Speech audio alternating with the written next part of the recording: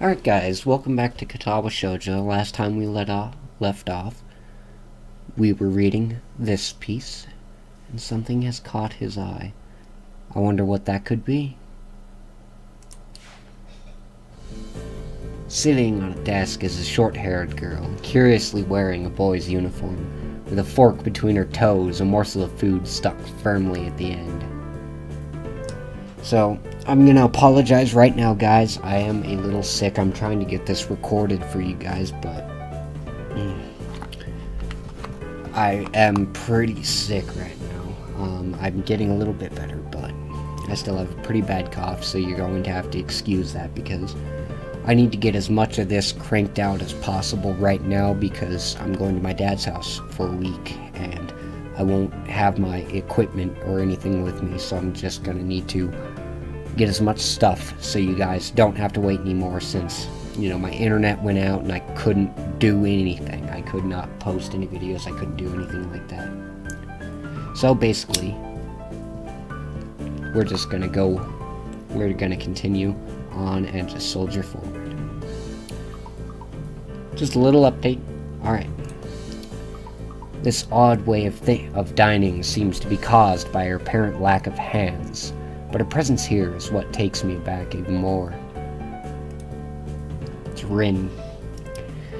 How did I miss her before? She's sitting in a corner, very still, but I still somehow took her as part of a furnishing or a statue at first glance. Well, it is the art room. I mean, they could be making statues and shit. I'm not being too observant today as a whole. The girl seems to be frozen in place, staring at me with her huge eyes like a rabbit in headlights. She's staring at me, her mouth wide open, ready to accept the fork. Very interesting way of eating, I would say. I probably wouldn't want to be smelling my feet every time I took a bite of food, honestly. I'm staring at her, my mouth wide open, suddenly remembering I didn't finish my sentence and trying to think if I should. The weird stalemate keeps us both stunned into silence, punctuated only by the wall clock ticking rhythmically. Hello? The girl stuffs the fork full in her mouth, and is now staring at me expectantly while chewing. This is a bit awkward. That's kind of an awkward situation, I would say. Hello. I was told to pick up some supplies from here, for some festival stalls, I think. I didn't think there would be anyone here. There isn't, that's why I came here too. Well, now you're here. God damn it. She's so difficult most of the time. She picks up another forkful. Doesn't that mean you're here then? I called it first. I want you guys to know I called it first. She raises her eyebrow as if she was suspecting my observation was false. You are pretty observant. I guess it does. But who are you? The girl is pretty straightforward, isn't she? I'm Nakai, Hisao Nakai. I just transferred in on Monday. I'm Rin. Tezuka Rin Tezuka.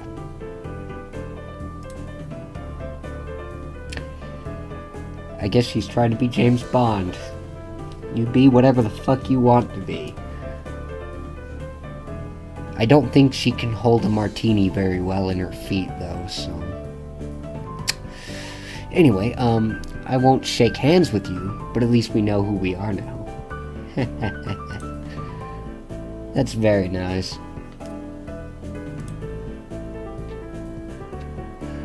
Her deadpan manner of talking makes it hard to determine whether she's joking about shaking hands or not. Kinda bothers me. Joking about these matters doesn't feel appropriate at all. Well, you can shake her sleeve, I mean, if you really wanted to. Well, I'm trying to figure out what's appropriate, whether this girl is. She seems to have lost interest in me and is now gazing yearningly back at her food. Damn. Can I continue my lunch? If you don't mind me, I won't mind you. If you need to get your stuff, the supplies are at the back. Go right ahead, but lunch? School's already over for the day. So? What word would you use then? There is no word for a meal you eat after lunch but before dinner, right? It bothers me very much too, but I don't really know what I should say. Isn't it like Brinner or brunch? Is that brunch, or brunch is before breakfast and after lunch, or after breakfast but before lunch is brunch, so Brinner, I think, is the correct one. I don't think you're supposed to eat a meal between lunch and dinner to begin with. But I'm hungry now, and my delicious boxed lunch would go to waste otherwise. I have curry, it's very delicious. That did not look like curry to me. With much decisiveness, Rin once again picks up the fork between her toes, and with at least as much impoliteness, she points it straight at me. So, Nakai, what brings you to this place? See, that's not that... Oh, maybe that little pile is. What is she eating, though? What is on the fork? Like I said, I was told to look for these things. No, the school. From outside you look fine. Is your problem inside? I come to a full stop, opening my mouth but not getting a word out. I can guess. I'm good at guessing, but better than most people. Rin cuts me off before I can answer her question, or skirt around it somehow. I don't know which I would have done. I froze in front of the issue again. I haven't even told anyone here about my condition, or maybe it's only because it hasn't really come up. I do get the feeling that not making issues of this is a part of the social code here, as the teacher said. I wonder if the people here could relate. Probably not any better than any normal person could. I can't relate to Shizune's circumstances, or Lilly's either. Naturally, well, while I go through this in my head, Rin keeps considering what my condition could be, with an overtly contemplative look on her face. I'm tumbling on words today, I apologize. She puts her fork between her lips and leans back, looking at the ceiling as if the answer was written up there. A beam of light illuminates her face from the window side, creating a mask of dark shadow on the other side. Ooh, that spooky position. I don't think it's anything in your head, and something in your guts would be boringly ordinary, like this lunch of mine, and less delicious. The problem must be in your pants. Damn. Damn, that is like the biggest insult. You obviously have a small penis and therefore had to go here. This messed up Sherlock Holmes kind of statement, and the sheer lack of tact it was delivered with catches me completely off guard. I think I might have reeled back even physically as Rin's eyes widened in revelation and astonishment. So I was right, there's something wrong with your tackle, isn't there? Oh god, there's nothing wrong with my tackle. No, nothing like that. I have a heart problem, arrhythmia. Yeah. I said it, more like blurted it out, but I said it. The girl in front of me purses her lips together and glowers at me, looking very disappointed. I really should get a face cam and do this, because it would be a lot better, I think. Not to mention I need something to fill these giant black spaces. How boring. Trouble in your pants would have been much more scandalous. What's with this reaction? I'm sorry to let you down. I forgive you. Just, I collect people, and a person with, that kind of problem would have been really great. Oh god. She's a slave trader. People with different problems. So you just, go around asking people what's wrong with them? Pretty much. She looks so bored and like, yeah, I just, I collect people. That's my hobby. I collect people and sell them to China. I don't know if China buys people. I see. Yeah. She is scarily boring. Just not boring, but like she's scarily bored, just like staring at you like that. With little left to say, Rin resumes her lunch and the conversation dies away. But I keep thinking about what she said. It's the first time I told anyone else about my condition. All the other people have either known about it already or heard about it from someone else. Or didn't need to know about it like every other student here so far. Should I have told it as a natural part of introductions? Is it expected of me? Hi, Misao. I have a very serious heart condition.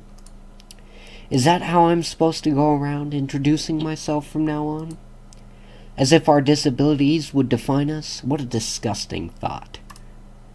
Or maybe this Tezuka girl just has an unnatural interest in such things.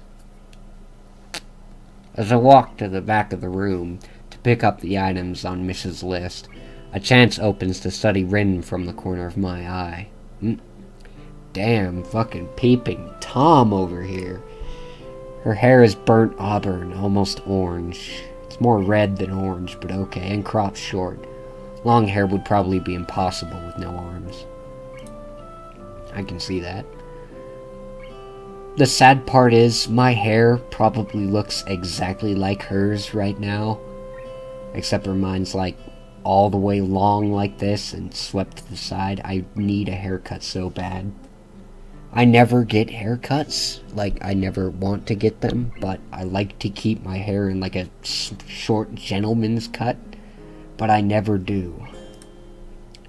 She is not particularly pretty, except for her murky green eyes, which flicker restlessly from below her short bangs, even when she eats. The distance and the shadows make it seem like they don't reflect sunlight at all, but instead absorb all of it within them like deep wells. Damn.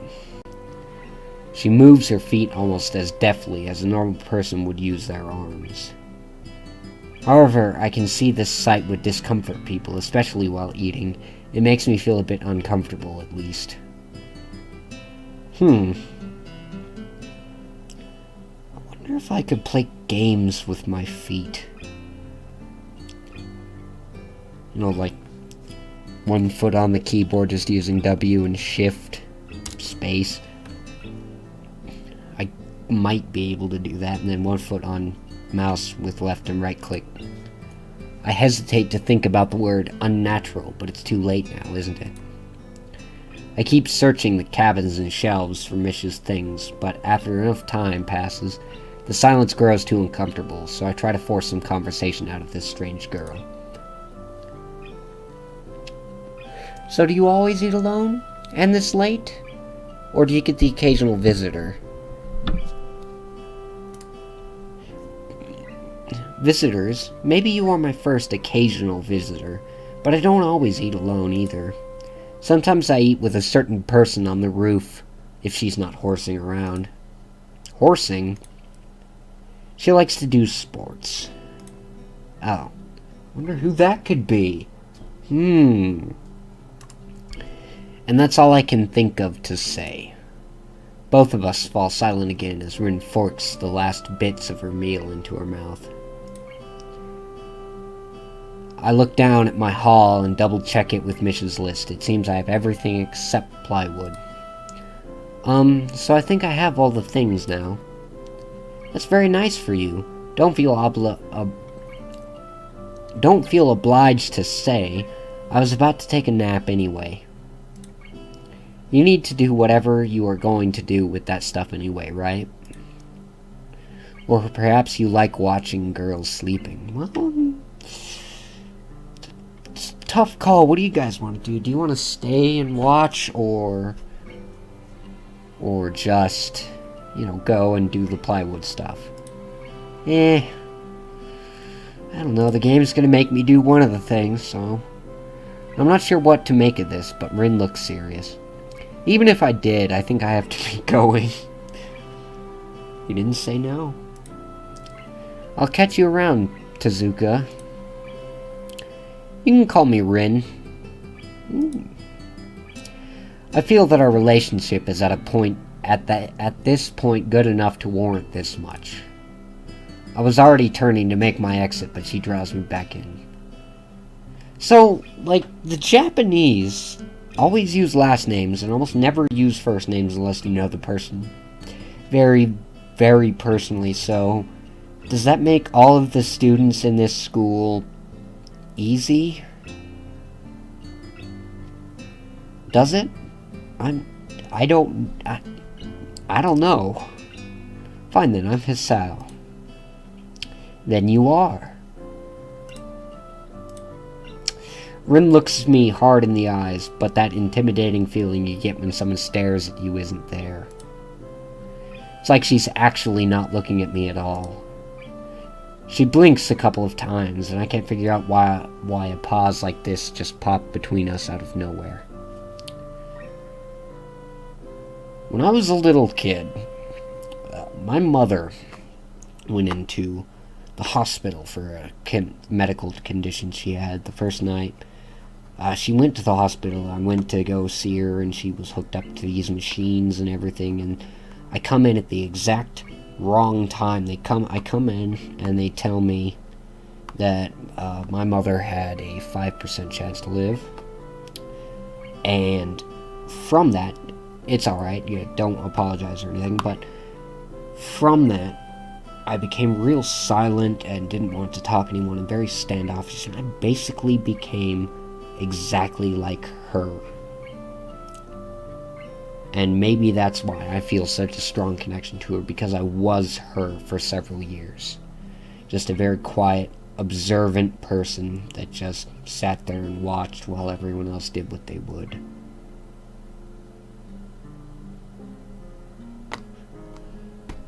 But that was a hard time in my life, and I just thought I'd let you guys know that. That's probably why I feel the way I do about her personally, and why I like her story. Not the best, but I do love it just because it's a mixture of her and a mixture of Hanako that really does it for me. So those are the two that I really enjoyed because I connected to them very well. And you might find that you connect to a different person just as easily. You could connect to, Shizune better, or you could connect to just any of the other people just as well. And I don't know why my mouse keeps drifting up there, but I guess my mouse really wants the titties, but I'm trying to keep it away to where you don't have to see it. See you later, Hisao. There's something like a tiny smile there in her face. Maybe. It looks like a smile to me. I quietly back out of the room. As I shut the door in front of my face, I whisper to myself, what an intriguing person. From inside, I hear a muffled sing-song voice. I heard that.